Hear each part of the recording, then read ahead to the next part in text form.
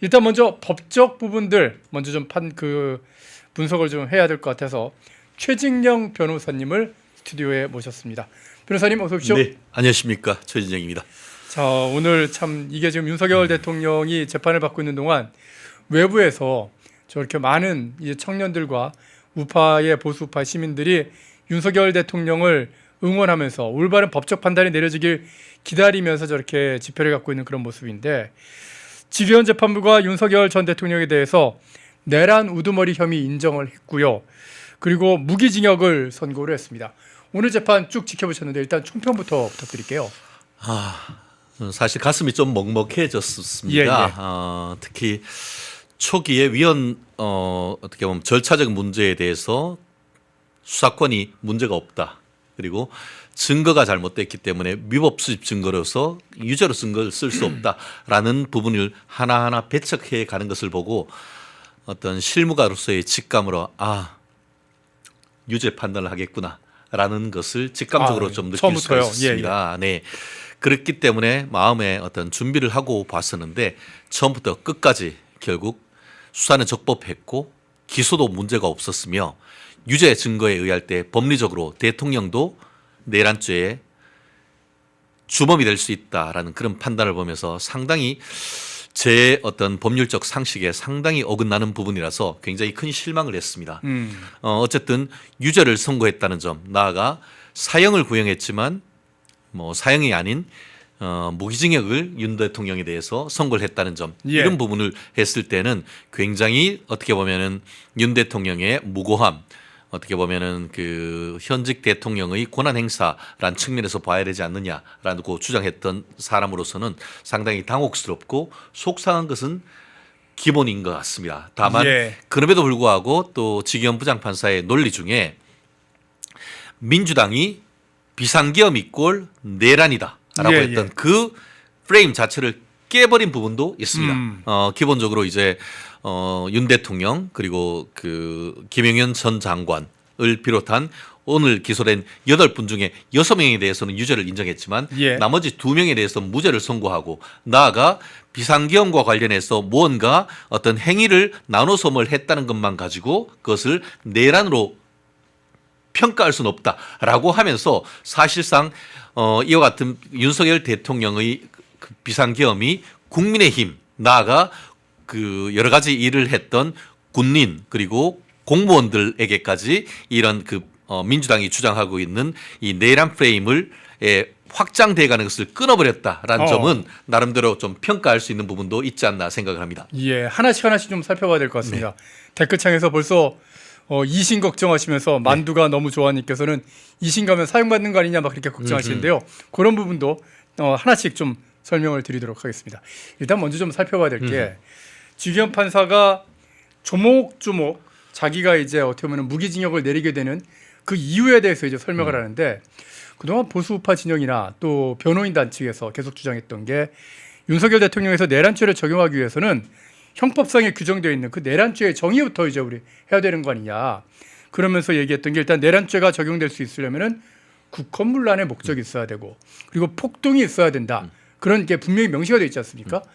그래서 일단 지기현 판사가 이 폭동에 대해서 거기에 대해서 굉장히 강조하더라고요. 그러니까 계속해서 다시 한번 핵심은 이겁니다 그러면서 국회에 군을 보냈다라고 그렇게 강조를 하던데, 국회에 군을 보낸 행위 그 자체를 폭동으로 본 이유가 뭡니까? 그렇습니다. 지금 저도 기존에 방송에서 뭐라고 했느냐, 현직 대통령이 내란죄가 성립된 것이 과연 우주가 창조된 빅뱅 이후에 있을 수 있었느냐라는 문제를 제가 제기를 했었는데요.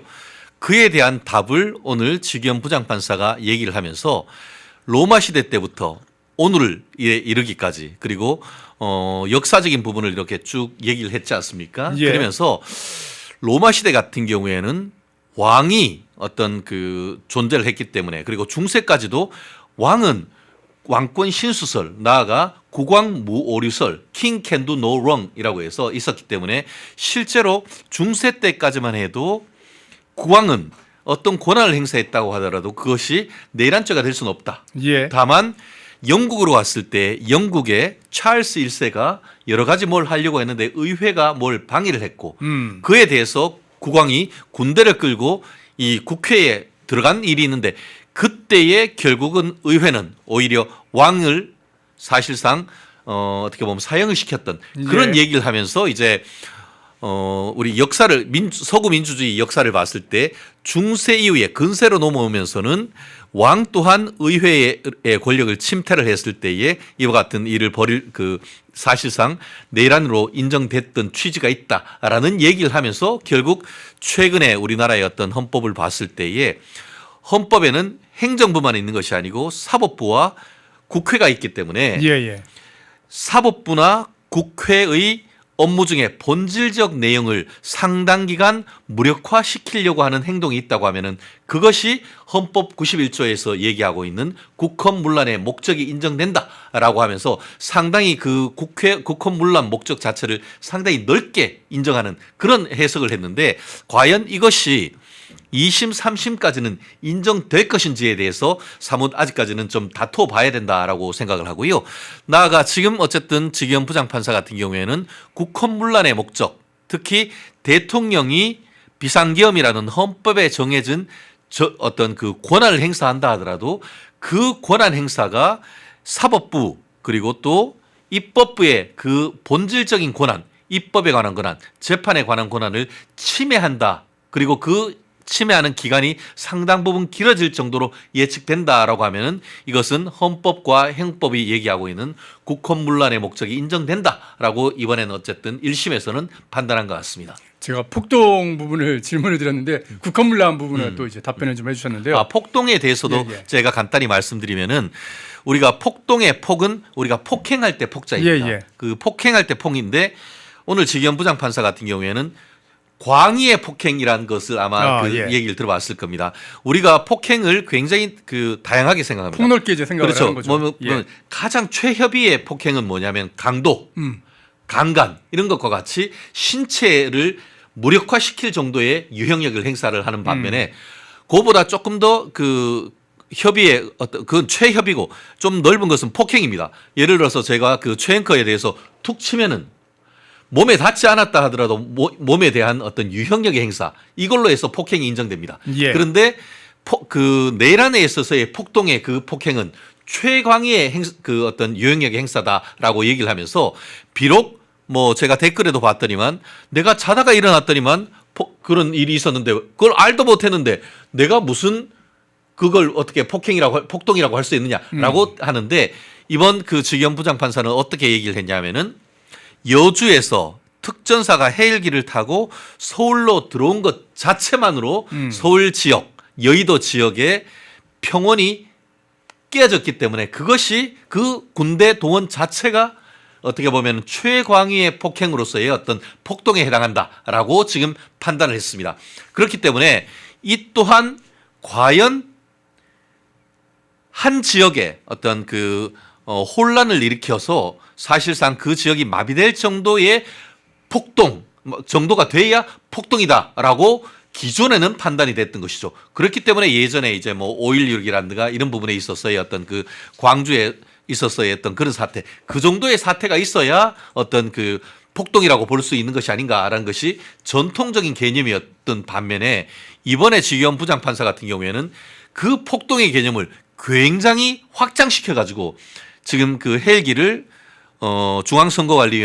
헬기를 그 우리 국회로 여의도로 보내고 또 중앙선거관리위원회에 일부 병력을 보낸 그 또한 그로 인해서 서울 지역의 평온이 깨졌고 나아가 그것이 폭동으로 포섭이 된다라고 했던 판결이 했는데요. 과연 그 정도로 지나치게 광의로 해석하는 것이 맞는지 이 부분도 항소심에서 분명히 다투어져야 될 것이라고 예측을 합니다. 지기현 판사가 실제로 이제 본인이 얘기를 할 때, 그러니까 판결문을 쭉 이제 설명을 하면서 얘기를 할 때 그렇다고 해서 군이 국회에 출동한 거 그 자체가 어떻게 보면은 그게 내란이고 그 자체가 이제 어떤 폭력이다, 폭동이다 이런 식으로 규정을 하진 않았어요.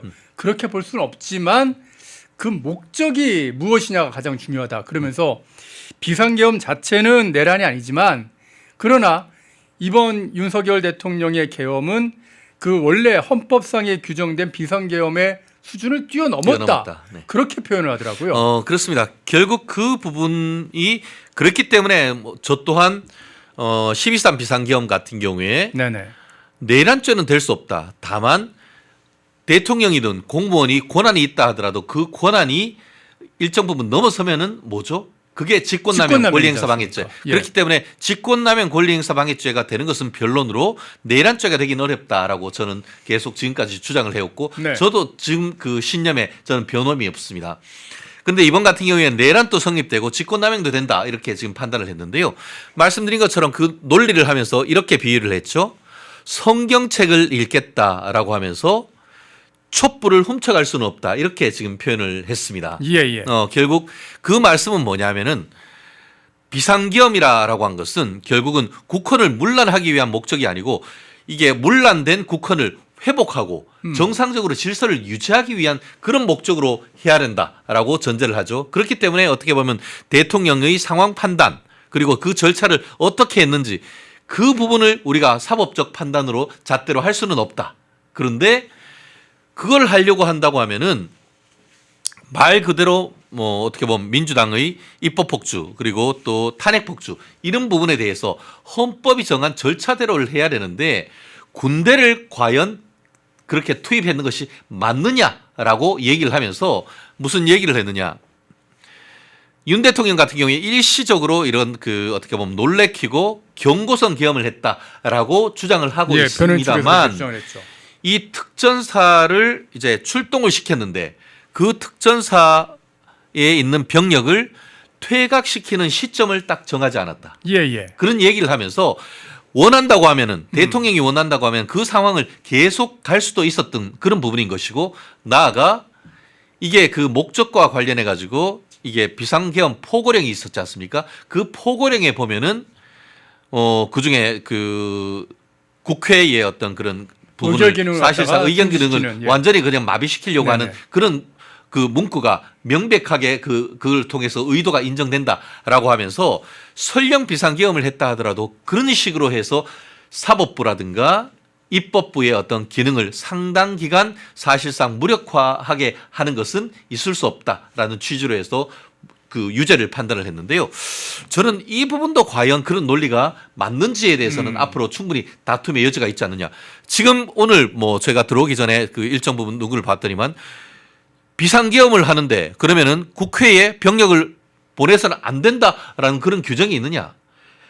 어떤 그 사실상 87년 헌법체제 같은 경우에는 대통령제, 대통령 직선제로서 국회에 대한 어떤 그런 그 해상권은 없지만 국회가 입법농단 그리고 예산농단 나아가 탄핵농단 같이 해서 사실상 형식은 대통령제인데 실질적으로는 이재명이 여의도 대통령인 것처럼 해서 의원 내각제인 것처럼 돌아가는 것 사실 자체가 사실 오히려 그것이 내란이 아닌 것이냐 하는 그런 얘기가 있지 않습니까? 우리가 늘상 얘기하는 게 그런 거지 않습니까? 아니 국헌 문란이라는 게 결국 국가의 기능을 마비시키는 건데 그렇죠.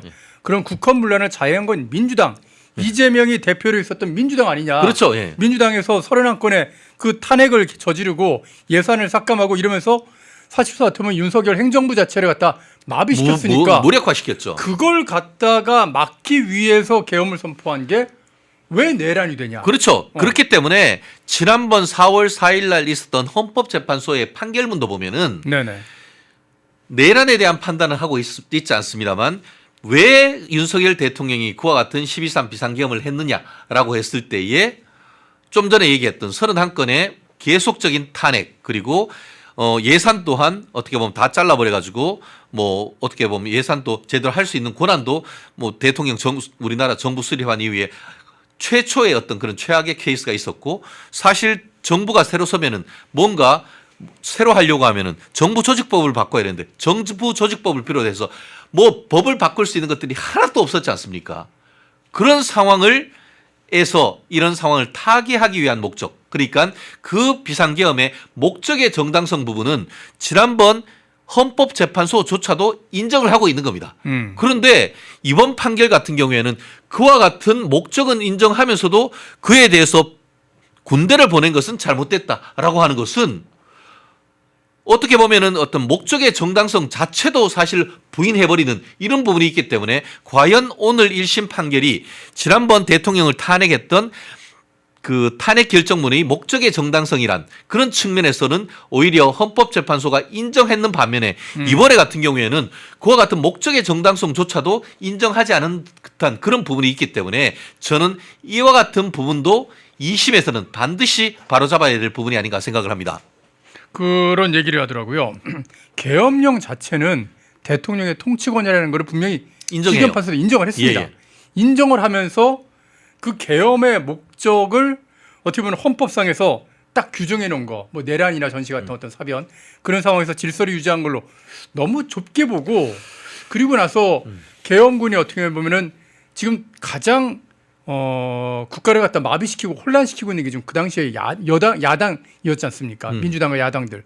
근데 그 국회에 출동했다는 그 사실만으로도 국회가 모든 어떤 법적인 절차들을 다 의결이나 그런 걸 다 해서 해제하고 해산했는데 그런 부분들은 전혀요 언급조차도 안 하더라고요. 결국 이제 우리가 변호를 해보면은 예. 일단 유죄 판결을 하려고 하면은 네. 무죄 논리는 가급적 그냥 아예 완전히 배제해 버리거나 아니면은 유죄로 인정된다. 이에 대해서 뭐라고 하지만 그것만 가지고 어떤 그 주장을 그 유죄를 배척할 기에는 모자란다. 이런 논리로 해서 그러니까 하나하나 쳐버리는데요. 아예 언급도 안 해버리는 것이죠. 저는 그런 부분도 굉장히 큰 문제다. 말씀드린 것처럼 대통령의 권한은 무슨 뭐 콩알만큼 쪼그라뜨리고 헌법상 있는 그 사법부와 나아가 입법부의 권한은 풍선처럼 튀겨버리는 그런 식으로 해서 이게 이와 같은 그 판결의 그 근본적인 어떤 그 문제는 헌법은 분명히 행정부, 입법부, 사법부 각각이 존재를 하고 그것이 서로 견제와 균형을 할 수 있도록 삼권 분립 원칙을 헌법상에 사실상 그 정신을 깔고 있는 것 아니겠습니까? 네. 먼저 한마디로 입법부 민주당이 윤석열 대통령 정부의 선빵을 계속 날렸던 것 아니겠습니까? 때렸지 않습니까? 계속 때린 거 아닙니까? 정부를 때리는 것이 쿠데타라는 것이거든요. 그게 쿠가 때리는 것이고 에따가 예. 정치. 그러니까 민주당이 대통령제인 헌법 체제 하에서 계속 사실상 본인들이 다수당 거의 뭐 헌법 개정 외에는 다 할 수 있다는 것으로 권한을 계속 남용했는 것에 대한 제도적인 장치가 사실은 없었던 것이죠. 없었던 상황 속에서 이거 비상적인 대권밖에 없는데라고 하면서 그거를 일부 행사했다고 해서 그것이 내란이다? 이런 식으로 된다라고 하면은 사실상 우리나라는 대통령 없애야죠. 아니, 그러니까 제가 지금 그 말씀하신 내용을 딱 들어보니까 어떤 집에 이제 주인이 있습니다. 집이 주인이 있어가지고 밤에 이제 잠자고 있는데 막 뭐 강도가 들어왔고 막 가족들 막 때리기 시작하는 거예요.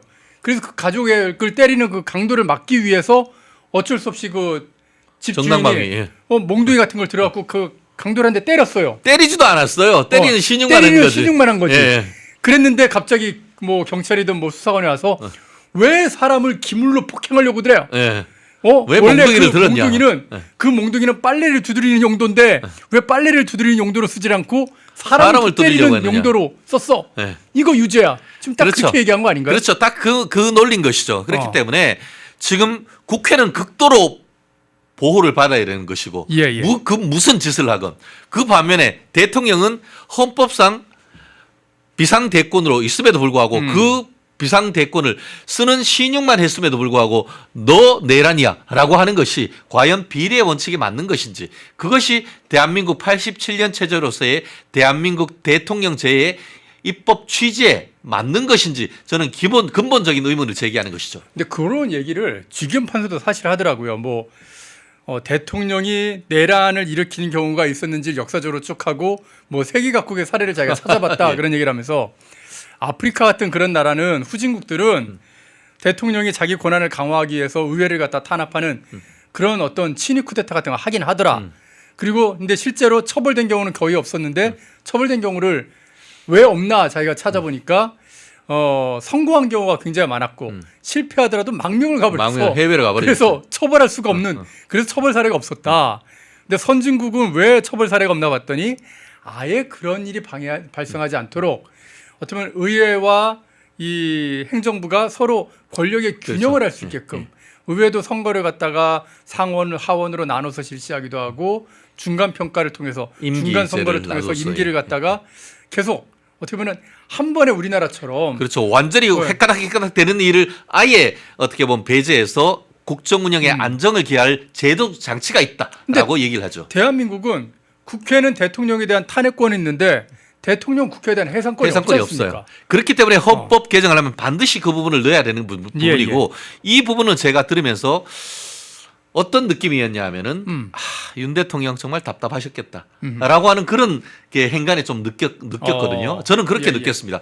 결국 그 부분을 얘기를 하면서 윤 대통령이 왜 그 부분을 그렇게 할 수밖에 없었는지 내가 이해는 되지만 국회 해산권이 없지 않느냐. 그리고 미국처럼 상하원이 나누어 있거나 아니면은 상원이 임기 6년인데 2년마다 그 3분의 1씩 바꾼 하원이 그런 식으로 바뀌는 식으로 해서 국정 안정이 되는 그런 시스템이 없는 상황에서 야 정말 오죽했으면 저렇게 했을까라는 그런 느낌이 저는 강력히 받았거든요. 그래서 그런지 오늘 좀 전에 직전에 민주당의 그 정청래 대표가 바로 직위원 부장판사 사법부를 공격하더라고요. 그러니까 무기징역을 내린 게 이게 굉장히 잘못된 판결이고 무조건 사형을 내렸어야 되는 것처럼 지금 민주당 정청래 등등이 지금 계속 좀 얘기를 하고 있습니다. 예, 제가 말씀드렸듯이 상당 부분 유죄로 판결했는 것은 정말 민주당이 그렇게 사법부를 압박하고 지금 어떻습니까?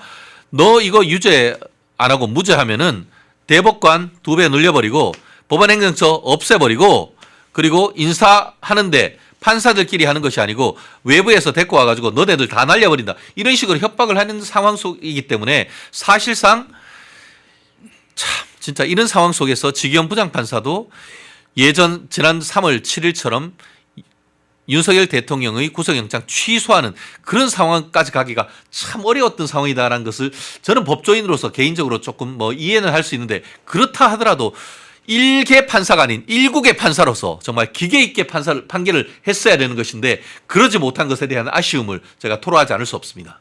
그리고 이제 재판을 시작하면서 직위원 판사가 방금 말씀하신 거 대통령에 대한 어떤 구속을 취소하는 부분에 있어서 공수처의 수사권이 과연 있느냐라는 부분들 그 부분을 지적을 하면서 사실은 대통령의 구속을 취소했었지 않습니까? 그렇습니다. 그런데 이번에는 재판을 하면서 처음 시작하면서 공수처의 수사권을 인정해야 된다. 그래서 그 어떤 보면은 쭉 수사를 하다가 인지한 부분에 대해서는 수사를 할 수 있다. 이런 논리를 세우더라고요. 그렇습니다. 결국 형사 절차란 것은 재판은 절차적 정의와 실체적 정의가 있어야 되죠. 조금 전까지는 내란죄가 과연 그 국헌문란의 목적으로 폭동을 일으켰느냐라고 하는 실체적 문제라고 한다고 하면은 지금 앵커께서 주신 질문은 과연 적법 절차를 지켜서 수사를 하고 기소를 했느냐에 대한 절차적 정의에 관한 부분인데요. 아마 그 많은 분들이 수사 절차가 제대로 잘못됐고 그리고 수사기관이 권한 없는 데서 수사를 했기 때문에 수사와 기소 절차에 중대한 하자가 있어서 공소기각 판결을 내려야 한다라는 얘기, 그 논리를 많이 들으셨을 겁니다. 그런데 그 부분에 대해서 실체에 들어가기 전에 절차에 대해서 처음부터 그 부분이 판결 선고를 시작하면서 논리를 폈던 것이 바로 검찰이 수사권이 있느냐, 공수처가 수사권이 있느냐, 그리고 그 수사하는 과정에서 체득한 증거가 적법한 증거냐, 위법 수집 증거냐에 대해서 하나하나 판단을 했던 것이죠. 그랬을 때에 처음 검찰이 과연 수사하는 것이 정당한가? 아시다시피 문재인 정부가 검수완박을 통해서 검찰 수사권 다 뺏어버렸잖아요. 그러면서 검찰에 대해서는 윤 대통령에 대해서 내란죄 수사할 권한이 없었어요. 오히려 경찰이 있었던 것이죠. 그런데 어떻게 했죠?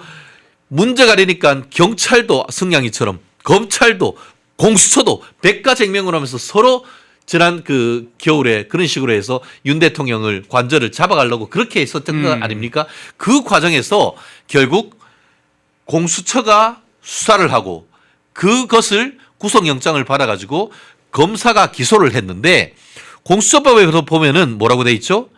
고위공직자의 직권남용 권리행사 방해죄에 대해서는 수사권이 있지만 내란죄에 대해서는 수사권이 없어요. 그런데 어떻게 했느냐? 이번에 직위원 부장판사 같은 경우에는 공수처법이나 검찰청법이나 해당하는 권한과 관련되는 수사하는 과정에서의 직접 관련된 사건에 대해서는 인지해서 수사할 수 있다라는 그 규정을 굉장히 넓게 해석을 해가지고 그 수사가 다 정당하고 공수처가 수사한 다음에 검찰로 보내서 검찰이 기소했는 재판에 넘긴 것이 다 정당하다고 판단을 했습니다. 근데 저는 그 부분에서 깜짝 놀랐습니다. 왜냐? 최근에 김건희 여사 특검과 관련해서 기소했는 것 중에 15년을 구형을 했지만 예. 1년 8개월 하고 나머지 다 무죄를 해버렸고 네네. 그 중에서 이게 그 양평 고속도로와 뭐 관련 있네 뭐네 하면서 양평군 서기관에 대해서 기소를 했는데 예. 그 부분을 공소기각 판결을 했죠. 그 이유가 뭐냐? 김건희 여사 특검과 아무런 관련성이 없는 부분에 대해서 수사를 해서 기소를 했기 때문에 수사권이 없는 데에 있어서의 어떤 공소제기 절차가 중대한 법률 위반으로 해서 무효다라는 식으로 해서 공소기각 판결을 했습니다. 예. 한마디로 수사권 범위를 굉장히 축소해서 해석을 했던 판결이 최근에 특검이라든가 검찰과 관련해서 기소했던 사건에서 줄줄이 공소기각 판결이 나왔습니다. 저는 그걸 보면서 윤석열 대통령에 대한 판결도 비슷하게 판결을 한다고 하면은 공소기각 판결 나올 가능성도 여전히 살아있겠다라고 생각을 했는데 아니요, 저희도 어제 봉송하면서 그런 얘기를 했거든요. 예. 그랬는데 오늘 같은 경우에는 오히려 거꾸로 다른 재판부와 달리 오히려 검찰과 공수처의 수사권을 상당히 넓게 해석을 하면서 이 부분을 판결을 했는데요. 그러면서 지기현 부장판사가 뭘 얘기를 했냐 하면은 최근에 몇 달 전에 대법원에서 판결을 났던 것을 인용을 하면서 이 부분에 있어서의 어떤 직접적 관련성이 있는 사건에 대해서는 검찰이나 특검이 수사를 할 수 있다라는 그 판결이 나왔기 때문에 이 부분은 논란이 자체가 되지 않는다라고 하면서 대법원 판결을 가지고 와서 이 사건에 대해서 공소기각의 사유는 없다라고 선고를 했는데 저 또한 아직까지 아까 제가 선고하자마자 바로 왔는 상황이라서 대법원 판결로 예를 든 그 사안이 어떤 내용인지 지금 정확하게 아직까지 검토를 못 했는데요. 오늘 밤새 법률가들이 지기현 부장판사가 들었던 그 직접적 관련성이 있는 사건에 대해서는 수사기관이 어떤 소송 경제상, 수사 경제상 이런 사건에 대해서는 수사권이 있다라고 했던 판결이 무엇인지 조금 더 심도 있는 어떤 검토를 해서 그 부분이 과연 이와 같은 상황 속에서 적용될 수 있는지 한번 우리가 살펴봐야 될 부분인 것 같습니다. 예. 지금 재판부 설명 자료가 막 지금 나온 모양인데 PD들은 지금 우리 저 회사 텔레그램에 지금 떠 있으니까 그거 출력해서 한 부 좀 갖다 주세요. 아니 근데 저는 이제 그걸 분명히 알고 있거든요. 전에 이제 다른 변호사님들 출연해서 말씀하실 때 들어보면은 어떤 법을 적용하는 데 있어서 특히나 이제 형사법 같은 개인의 어떤 자유를 구속하는 그런 법률을 적용하는 데 있어서 규정 자체가 없어서 이걸 뭐 판례도 갖고 오고 좀 굉장히 좀 아리까리한 그런 상황이 이제 벌어진다면 그때는 무조건 피의자에게 유리한 쪽으로 해석해야 된다. 그게 형사법의 대원칙이다. 그렇게 얘기들 하시더라고요. 맞습니다. 아마 들어보셨겠죠. 인두비오 프로 레오. 의심스러울 때는 피고인의 이익으로 그리고 다른 민사나 이런 것과 달리 형사 사건에는 피고인에게 불리한 유추 적용을 해서는 안 되는 것이 헌법상의 원칙입니다. 오히려 유리한 것은 유추 적용을 해도 괜찮지만 불리한 것은 유추 적용을 할 수 없는 겁니다. 그리고 나아가 유추 적용은 안 되는 것은 당연하고 피고인에게 적용할지 여부가 애매할 경우에는 오히려 아까 얘기한 것처럼 축소 해석해야지 그것을 확장 해석해서는 할 수가 없는 겁니다. 그러니까요. 다만 이 부분과 관련해 가지고 축소 해석 그리고 피고인에게 유리하게 하는 것은 형법의 실체에 관한 부분. 그러니까 형법이 요게 이렇게 적용이 되는데 이걸 여기에 적용할 것인가 이런 부분에 대해서는 축소 해석을 해야지 확장 해석은 안 되지만 어떤 예컨대 이제 공소시효를 짧게 했다가 늘렸다 뭐 이런 부분이라든가 그런 형사소송법 절차에 관한 부분에 대해서는 이 부분을 좀 피고인에게 불리하다 하더라도 적용된다라는 그런 판례는 없지 않습니다. 다만 수사권과 관련했는 부분을 이런 식으로 확장하는 것은 또 다른 부분인 것이거든요. 방어권을 어떻게 행사하라고요? 이거 별거랭 그 수사권을 갖다가 다 인정해 버리는 그렇죠. 그런 그렇기 상황이 때문에 되니까요. 예. 이런 부분 어떻게 보면은 수사권을 명확하게 딱딱 두부 자르듯 잘라가지고 해놨는데 예전에 어떻게 했습니까? 민주당이 지금 그 지난번에 한동훈이라든가 그때 법무장관이 시행령이나 이런 걸 개정을 해가지고 적용 범위를 넓히는 거에 대해서 민주당이 어떻게 했습니까? 길길이 뛰었지 않습니까? 예, 예.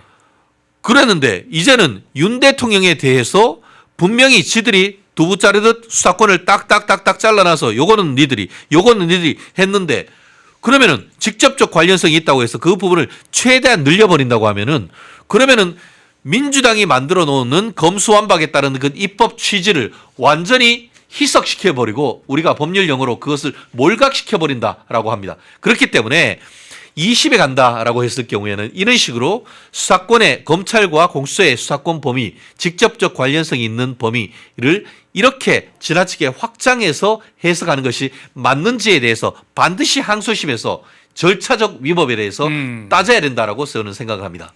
자, 항소심 얘기를 하셨으니까 항소심 좀 한번 다뤄보겠습니다.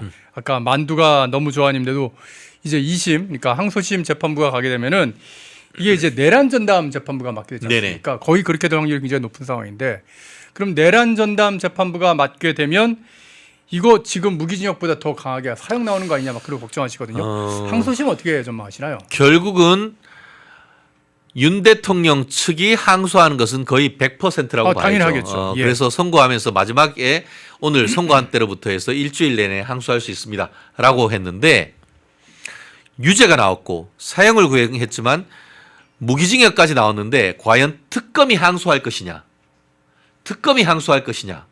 이 부분에 대해서는 민주당 논리라고 한다고 하면은 항소해서는 안 되는 거죠. 예. 그렇잖아요. 사형을 했는데 무기징역이 나오는 것은 이재명 대통령의 논리라고 한다고 하면은 그거는 판사가 잘못한 것이 아니고 검사가 잘못 기소한 거 아닙니까? 맨날 그러잖아요. 그러면은 이렇게 된 것, 일단 유죄가 나왔다라고 하면은 그 부분에 있어 가지고 내란 그 특검은 항소하면 안 되는 것이죠. 예, 예. 다만 특히 보면은 이번 8명 오늘 선고를 했습니다만 2명에 대해서는 전부 무죄를 선고했지 않습니까? 예. 그 부분에 대해서 내란 특검이 항소하는지 좀 지켜봐야 될 것 같은데 제가 봤을 때 항소할 가능성이 상당히 높지 않을까 생각합니다. 왜냐? 자기들 이재명 재판과 관련해서 무죄가 나오면은 난리 치면서 항소 포기하도록 사실상 그러고 있죠. 권한을 행사를 하고 대장도 항소 포기했고요. 그렇죠. 예. 그 반면에 김건희 여사 특검에서 거의 10분의 9는 무죄가 나왔는데 무죄에 대해서 그 다음날 바로 항소해 버리는 거 아닙니까? 예. 그런 것을 봤을 때 이 사람들의 정의란 것은 형평에 있는 정의가 아닌 것이고 내 편에 무죄 나오면 항소하면 안 되는 게 정의인 것이고 상대편에 대해서는 무죄가 나오면 항소하는 것이 정의가 된 것이다라고 보이는데 그런 취지에서 아마 특검은 일부 무죄가 나온 이 부분에 대해서 항소를 하고 나아가 윤 대통령에 대해서 사형을 구형을 했는데 무기징역이 나온 것 자체에 대해서도 항소할 가능성이 높지 않을까 싶은데요. 양형부당. 예, 예. 과연 양형부당으로서 항소심에서 올려치기 할 것인지 저는 그렇게 절대 생각하지 않습니다. 그리고 아까 이제 저하고 잠깐 들어오기 전에 얘기를 나누시면서요. 이 특검이 항소심 자체를 아예 유지도 못할 거다. 그런 얘기를 네. 했었는데. 그렇습니다. 사실 제가 어젯밤에 윤 대통령 변호인단 중에 굉장히 큰 역할을 하시는 분과 상당히 이간 오늘 그동안 고생하셨다라는 인사와 함께 오늘 선고에 대한 예측 이런 것들 얘기를 나눴습니다. 그러면서 깜짝 놀랄 그럴 얘기를 들었습니다. 예. 아마 오늘 펜의 마이크 오늘 이 시간에 거의 단독으로 제가 드리는 얘기인데요. 변호인 말씀을 들어보면은 사실상 조은석 특검이 붕괴 지경에 이르렀다라는 그런 취지를 제가 얘기를 들었습니다. 특검이 붕괴가 된다고요? 특검이. 왜냐? 지난달에 마지막 재판 변론 종결을 한 이후에 네. 윤 대통령 변호인단이 1000장 가까이 되는 의견서를 재판부에 냈다고 합니다. 예. 그런데 특검이 그에 대해서 단 하나도 반박하는 서면을 내지 않았다고 합니다. 보통은 그렇게 내면은 어떻게 식으로 해든 반박을 하는 것이 통상의 사례인 것이죠. 그런데 왜 그런가 봤더니만 조은석 특검에 파견돼 있는 검사들 중에 상당수가 나 돌아갈래 하면서 친정인 검사로 다 돌아가 버렸다. 아, 복귀했군요. 예. 복귀해 버렸어요. 어. 원래 그렇게 되면 어떻게 되죠? 지금 있는 특검이 그대로 가가지고 항소심에 가서 그 수사검사들이 지들은 수사와 기소를 분리한다라고 하면서 정작 지금 윤 대통령 특검 같은 경우에는 수사했던 검사들이 예, 다 그렇게 기소해서 하고 있죠. 공소까지 예, 다 특검으로 부담을 됐습니다. 하잖아요. 예, 예. 그런데 지금 민주당이 검수완박을 강력하게 하고 지금 보안수사권까지도 없애버리면서 검찰들이 우리는 그거에 대해서 협조할 수 없다라고 예, 예. 되면서 대부분 특검 파견 검사들이 다 검찰로 원복을 돌아가버린 거예요. 했군요. 예. 그러면은 새로이 그와 같은 검사들 중에서 충원이 되지 않는다라고 하면은 이제는 특검보가 직접 나와가지고 공소 유지를 해야 되는 일이 생기는 겁니다. 마치 얼마 전에 어떤 일이 있었죠? 대장동 사건에 일부 무죄가 나오고 많은 부분 무죄가 되니까 그거에 대해서 위에서 신중하게 하라라고 하면서 항소를 안 해버렸잖아요. 예, 예. 그리고 대장동 세력들만 항소를 해버리고 첫 기일에 어떻게 했죠? 대장동 세력들 변호인들은 부글부글 자리에 가득한 반면에 네. 서울 고검 검사는 몇 명 나왔죠? 딱 한 명 나왔습니다. 오호. 그러면서 그거에 대해서 재판장이 이거 뭐 재산과 관련해서 이거 풀어줘야 되는지에 대한 의견이 있어요 물으니까 아무 의견 없는데요. 그렇게 했죠. 왜냐? 서울 고등법원으로 가니까 수사검사는 오지 못하게 하고 그럼 공판관여검사는 서울중앙지방검사가 아닌 서울고등검찰청 검사가 나와가지고 하다 보니까 내용을 딱 한 모르겠죠. 명 아무도 또 몰라요. 아는 예, 게 하나도 내용을 아는 게 없어. 없죠. 예. 그런 일이 이번에 벌어질 수가 있는 겁니다. 그렇기 어허. 때문에 지금 조은석 특검에는 실무를 할 검사가 거의 없습니다. 오. 그게 제가 전에 들은 얘기입니다. 예, 예. 그렇기 때문에 실제로 마지막 그 재판이나 이럴 때는 특검보가 나와가지고 공소 유지를 했다고 하더라고요. 예. 이런 상태라고 한다고 하면은 윤 대통령 변호인단이 강력하게 1심의 문제를 물고 늘어지고 할 경우에 항소심에서 새로운 검사들이 와서 공소 유지를 하지 않는다라고 한다고 하면은 항소심은 의외로 윤 대통령 변호인단이 강한 힘을 발휘할 가능성도 없지 않다. 이거는 제가 펜 앤 마이크에 단독으로 드리는 내용입니다. 감사합니다. 예. 그러면은 윤석열 대통령 변호인단에서 항소심 준비를 잘 해가지고 그렇죠. 그 비록 뭐 내란 전담 재판부라고 해서 뭐 판사들이 다 이상하고 그러진 않을 예. 거 아니에요. 거기서 논리를 잘 세워서 지규현 판사가 세웠던 그런 논리들, 뭐 공수처의 수사권 인정해야 된다는 것부터 시작해서 폭동을 갖다가 너무 또 이렇게 막 광의로 해석한다든가 또 국헌문란의 어떤 목적이나 그런 네. 부분에 대해서 이걸 갖다가 막 역사적 사례까지 해서 그렇게 하는 그런 부분들 하나하나 반박을 했을 경우에 그걸 제저 반박해야 되는 게 이제 특검의 이 그렇죠. 검찰의 어떤 역할인데 과연 조은석 특검이 그런 걸 할 수 있는 실력이 될 것이냐. 그렇죠. 그렇기 이게 때문에 이제 제가 문제가 말씀드린 되겠군요. 것처럼 어허. 새로이 아마 그렇기 때문에 이런 점에 있어가지고 네네. 사실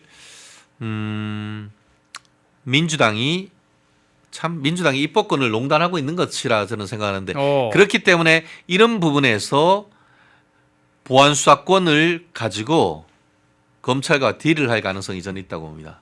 어떻게요? 왜냐하면 야 보안수사권 줄 테니까 너네 들어가가지고 윤 대통령 공소 유지해라고 해서 그런 식으로. 예 그렇게 딜할 가능성이 있다. 지금 현재로서는 말씀드린 것처럼 그 수사검사가 공판에 관여할 수 없도록 지금 돼 있단 말이에요. 그렇죠. 그래서 공수청하고 중수청을 따로 해놨잖아요. 그런데 지금 그 내란 특검 같은 경우에는 수사검사가 지금 그 공판까지 관여를 하기로 했는데 그 수사검사가 다 돌아가 버렸단 말이에요. 네, 아무도 없죠. 예. 예. 그런데 지금 거기에서 나 거기 안 갈래 해버리면은 윤 대통령에 대한 항소심 공소 유지를 할 검사가 없습니다. 그렇게 되니까 지금 이재명과 정청래 같은 경우에는 야 저거 좀 그래도 공소 유지해야 되잖아. 그러니까 공소 이렇게 보안수사권 줘라고 하면서 검찰을 다독일 그렇게 될 가능성도 저는 저희가 그 펜의 마이크가 매의 눈으로 이런 부분을 지켜봐야 된다고 봅니다. 예, 그런 부분은 저희가 하여튼 계속 보면서 이것도 검찰이 또 이 보안 수사권 가지고선 또 야합을 하는 그런 일은 없는 건지 한번 좀 확인을 좀 해보도록 하겠습니다. 최진녕 변호사님과 함께 어떻게 보면 윤석열 대통령의 첫 내란 재판 이 1심 선고에 대해서 쭉 살펴봤는데요. 사실 보수파 지금 뭐 댓글도 엄청나게 많이 달고 계신데 이번 재판 때문에 굉장히 실망하신 분들이 많거든요. 네. 하지만 아직 이제 겨우 1심이 지났을 뿐이고 또 지방선거를 앞두고 지금 민주당이나 이재명 쪽에서 국민의힘을 내란 정당으로 몰아갖고 위헌정당 심판하고 자기들만 지금 선거를 치르려고 하는 그런 계획이 오히려 이번에 직위원 재판장의 이 판결로 인해서 내란은 그 모든 비상계엄이 다 내란은 아니야. 내란은 그 목적이 있어야 돼라는 딱 선을 긋고 윤석열 대통령과 어떻게 보면 국민과의 어떤 관계가 지금 전혀 증명된 게 없기 때문에 네네. 민주당의 그 어떤 내란 심판 프레임. 몰이 같은 것들 프레임은 완전히 깨져버린 그런 상황이지 않습니까? 그렇습니다. 예, 사실 주문과 관련해 가지고 징역, 무기징역, 징역 30년, 예. 15년, 12년, 10년 이렇게 된 것은 정말 안타깝고 이 부분에 대해서는 항소에서 깨야 되지만 지금 재판부의 이 그 내란 성립과 관련되는 것은 그 내란 성립 범위를 아주 축소해서 최소한으로 인정하려고 했던 것은 상당히 나름대로 의미가 있다라고 예. 생각하는데요. 지금 앵커께서 얘기한 것처럼 이번 판결에 가장 어떻게 보면은 그 정치적으로 의미가 있고 그 부분은 민주당이 얘기하듯이 비상계엄 이꼴 내란이다라는 그 민주당의 내란 이꼴 비상계엄이란 프레임을 깨부셨던 것이 가장 큰 정치적 의미다. 그랬기 때문에 지금 민주당은 지금 발작을 일으키고 있다라고 저는 생각을 하는데요. 무슨 말이냐? 같이 현장에 나와가지고 뭘 행위를 분담했다고 해서 다 내란죄가 성립되는 것은 아니다. 예. 이른바 집합범으로서의 내란의 성립이 되려고 한다고 하면은 국헌문란의 목적 그리고 그런 부분에 대한 고의나 그와 같은 목적을 공유하는 사람들만 내란이 성립되는 것이지 예. 그 부분에 대해서 미리 알지 못했던 사람들까지도 내란죄가 성립되기는 어렵다라고 지금 얘기를 하고 있습니다. 예. 저는 그렇게 되면서 이거 보면서 그렇게 되면은 제일 억울한 사람이 누구인가? 뭣도 모르고 그날 전화 와가지고 국무회의 해야 된다고 갔더니만 이거 회의해야 된다. 그렇게 했던 사람들은 지금 직위원 부장판사 논리라고 한다면 그 국무회의에 왔던 장관들은 다 무죄인 겁니다. 예. 그리고 그뿐만 아니고 처음부터 얘기하지 않고 나중에 내가 전화해서 예를 들어서 추경호 그 당시 원내대표한테 내가 미리 알려주지 않아서 미안해라고 했다고 하면은 처음부터 그것을 계획하고 공유하는데 아무런 관여를 하지 않았잖아요. 예. 직위원 부장판사가 그런 식으로 지금 그 김영현 전 장관을 비롯해서 일부만 했고 그리고 지금 얘기했던 경찰청장이라든가 아니면 특전사 김용군이나 그 부분 윤순영 8분 그중에 6명 그 외에는 알았던 사람이 없어요. 그렇기 때문에 직위원 부장판사 논리로 따지면은 그날 12월 3일 비상계엄에 왔던 나중에 알고 왔던 한덕수 국무총리 권한대행으로부터 해서 이상민 장관 이런 분들은 사실상 다 무죄가 될 수 있는 부분이란 가능성이 생겼던 것이고 나아가 그렇게 될 경우에는 정청래가 뭐라고 했습니까? 내란 정당이다. 위헌 정당 해산으로 가야 된다라고 지금까지 비상계엄 이꼴 내란 그거 막지 못한 것도 다 내란이다라고 했던 그 프레임이 이번에 직위원 부장판사의 판결에 의해서 박살이 나버린 겁니다. 그렇기 때문에 저는 사실 이게 그 어떤 논리로 유죄가 나올 경우에는 그 유죄 판결을 가지고 정청래 민주당 대표가 위헌 정당 해산으로 가고 그렇게 하면서 이번 6.3 지방선거 같은 경우에는 민주당만 후보를 내지 국민의힘은 후보조차도 내지 못하는 그 프레임으로 갈 수도 있겠다라고 우려를 했었는데 오히려 직위원 부장판사의 이 내란 성립 여부를 굉장히 축소하고 그 사전부터 같이 공모하고 그에 대한 암묵적이건 아니면은 공감을 했건 그렇게 해서 미리 그런 식으로 짬짬이를 하지 않았다고 할 경우에는 그 사람들한테 대해서까지 내란죄를 책임을 물을 수 없다라고 선을 확 그어버렸습니다. 그렇기 때문에 이번에 국민의힘으로서는 적어도 어떻게 보면 국민의힘 출신으로서 대통령이 되고 정부를 수립했던 그런 부분에 있어서는 안타깝지만 그와 같은 여파가 정치권으로 나아가 경찰과 군대까지 확장되는 부분은 상당 부분 오늘 판결로 방어막을 쳐줬다라고 평가를 할 수 있었기 때문에 적어도 그런 부분에 있어서의 어떤 지기현 부장판사의 노력은 저는 개인적으로 높이 평가합니다. 예. 댓글창에서 블라디미르 푸틴님께서 무슨 얘기하는지 잘 이해가 안 된다 그러시는데요. 제가 좀 설명을 좀 해드리면 지기현 판사가 물론 뭐 윤석열 대통령에 대해서 무기징역을 선고한 거 이 자체는 굉장히 아쉬운 부분이 있지만 그런데 이제 판결을 내리면서 계엄을 하고 그 계엄에 참여했다고 해서 모조리 다 내란죄는 아니다. 그 내란죄가 되기 위해서는 계엄에 참여할 때 그 목적이 중요하다. 계엄에 참여할 때 목적이 국헌을 문란하게 하는 것, 결정적으로 국회를 마비시키려고 하는 그런 목적이 있었냐 없었냐가 중요한데 그게 없었던 사람이 단순하게 명령을 받아서 계엄에 참가만 했다고 해서 내란죄 또 내란 주요 종사자로 적용할 수는 없다라고 지기현 판사가 딱 선을 그었기 때문에 민주당이나 이재명이 계속 얘기하고 있는 게 내란 정당은 해산해야 됩니다. 위헌 정당 심판해서 해산해버려야 됩니다. 이런 얘기를 지금 떠들고 있잖아요. 그 논리가 다 깨졌다는 겁니다. 왜? 국민의힘은 윤석열 전 대통령이 계엄을 할 거라는 것 자체도 몰랐고 그 계엄 자체가 국회를 갖다가 마비시키거나 국회를 어떤 뭐 의결이나 그런 거를 방해하려고 하는 그런 목적이 뭐 지기현 판사의 주장대로 있었다는 것조차도 모르고 있었기 때문에 국민의힘의 책임이 완전히 사라진다는 거죠. 그렇기 때문에 국민의힘에 대해서 위헌 정당이나 그런 식으로 내란 정당으로 해서 해산을 시도하려고 하는 것 자체가 그러면 너희가 또 국헌을 문란하게 하는 거야 라는 그런 어떤 지적을 받게 된다는 말입니다. 조금 좀 이해가 좀 되셨을지 모르겠습니다. 자, 최진영 변호사님과 함께요. 일단 오늘 나온 이 지기현 판사의 이 판결 내용 자체를 한번 법률적으로 좀 판단을 좀 해봤고요. 계속해서 양일국 박사님 또 모셔가지고 오늘 이 판결들 과연 또 이제 국제 정치적으로 우리의 동맹국인 미국과의 관계나 일본과의 관계 또 그리고 중국은 또 어떤 식으로 반응할 것인지 이런 국제 정치적인 문제는 또 어떻게 야기가 될 것인지 그런 내용들 계속해서 분석해 드릴 테니까 계속 채널 고정해 주시고 함께해 주시길 부탁을 드리겠습니다. 자, 지금까지 최진영 변호사님과 함께했습니다. 말씀 잘 들었습니다. 네, 감사합니다. 펜앤마이크에서 추천하는 영상도 보고 가세요. 다른 영상도 즐기시려면 구독 버튼을 꼭 눌러주세요.